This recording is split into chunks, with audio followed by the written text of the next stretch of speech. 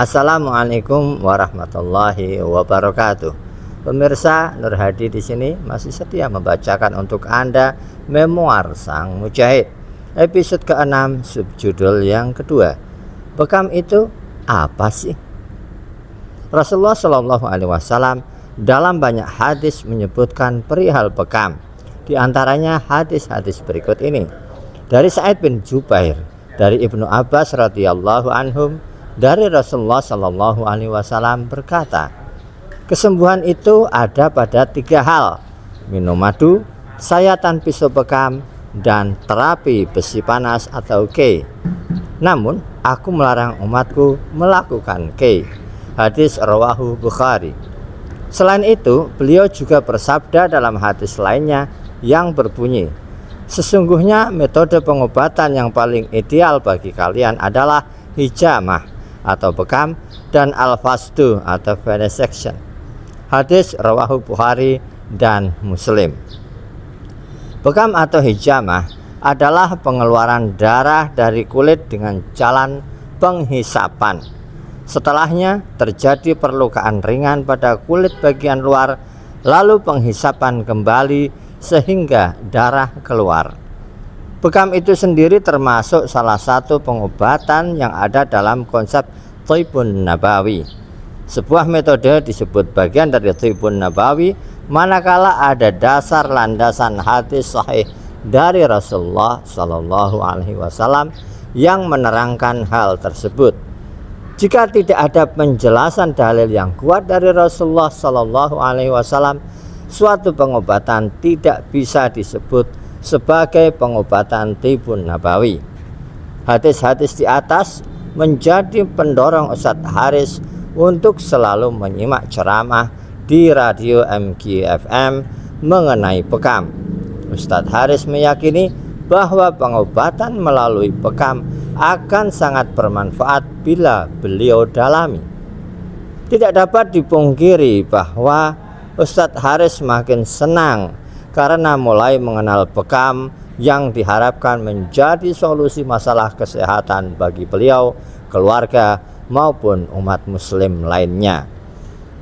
Setelah sering mendengarkan mengenai terapi bekam, Ustadz Haris sering mengunjungi tempat praktek Ustadz yang berceramah di radio MKFM tersebut untuk diterapi pula.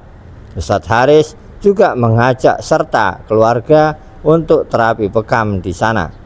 Beliau pun berminat untuk belajar dan memperdalam terapi bekam. Akhirnya Ustadz Haris mencari-cari informasi tempat belajar bekam. Hingga suatu hari, teman Ustadz Haris dari Solo datang berkunjung ke rumah Ustadz Haris. Beliau minta tolong kepada Ustadz Haris untuk mengantar ke rumah teman beliau yang lain di Bandung. Berangkatlah Ustadz Haris, Ustadz dari Solo tersebut, dan Pak Ridwan ke sana. Sesampainya di sana, ternyata teman Ustadz dari Solo itu pengajar Thibun Nabawi, termasuk pengajar pengobatan bekam pula. Kebetulan karena sedang mencari-cari tempat belajar bekam, Ustadz Haris menyampaikan kepada guru tersebut mengenai keinginan beliau untuk belajar bekam. Akhirnya disepakatilah waktu untuk belajar, yaitu minggu depannya.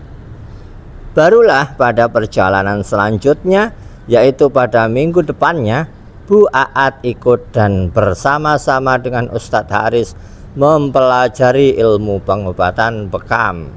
Kurang lebih selama 3 bulan, Ustadz Haris, Bu Aat, dan Pak Ridwan secara rutin 1 minggu sekali belajar berbagai metode pengobatan di sana. Salah satu yang diajarkan adalah terapi bekam, lengkap dari teori hingga prakteknya. Seusai belajar bekam, Ustadz Haris, Bu Aat, dan Pak Ridwan segera mempraktekkan ilmu yang didapat. Ini adalah komitmen di antara mereka yang belajar ilmu bekam tadi.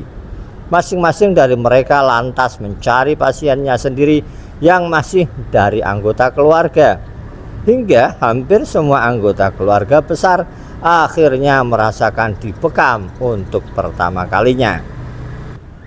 Alhamdulillah, ternyata banyak anggota keluarga yang merasa cocok dan lebih nyaman setelah dibekam.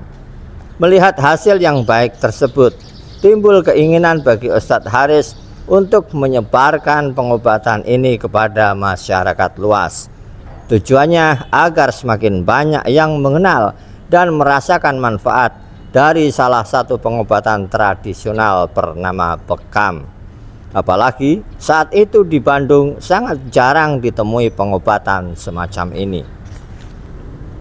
Akhirnya di tahun 2008 mulailah Ustadz Haris dan keluarga mengadakan program pengenalan bekam.